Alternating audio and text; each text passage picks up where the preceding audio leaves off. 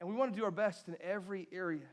In fact, our theme this year, something you're going to see over and over, is this idea right here: we always bring our best.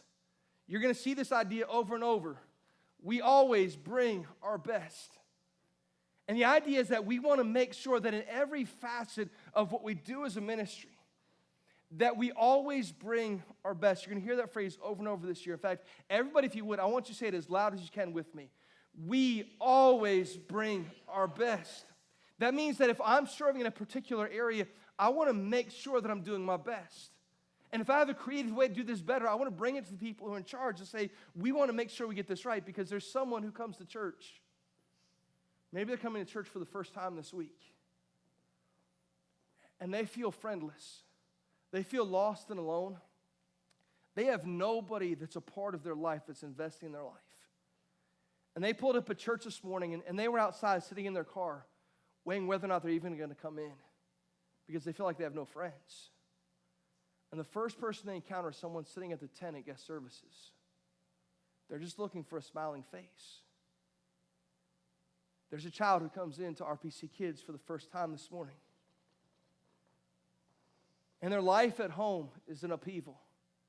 Mom and dad are fighting. They're yelling at each other. They're talking about maybe separating. They're looking for some sort of stability, and they're afraid even to get dropped off at church because they don't want mom and dad to leave because they don't know if mom and dad are together going to pick them up. So there's separation anxiety, and they're met with a kids worker who meets them with a smiling face, saying, I'm always going to do my best.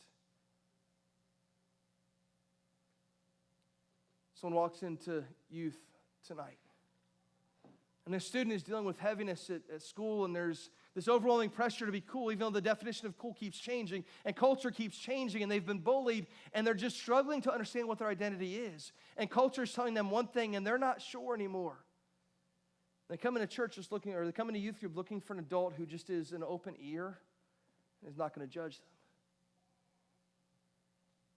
A skeptic walks into church this morning, and all they've ever known of the church is that do things substandard. And so they walk into church this morning with their arms folded, say, I'm going to see if they're actually serious about doing what they say they're going to do. And they walk into church just waiting for the first mistake. And here's the thing, the poor people that work back in the booth, no one ever notices them when things go right. You see, if they do the right thing, everyone's like, oh, that's how it's supposed to be. I didn't even realize there are people back there. But if they make a mistake, everyone's quick to turn and say, what are you guys doing back there? There's a lady who comes to church this morning, and she comes alone because her husband won't come to church, but she wants to pursue God in her life.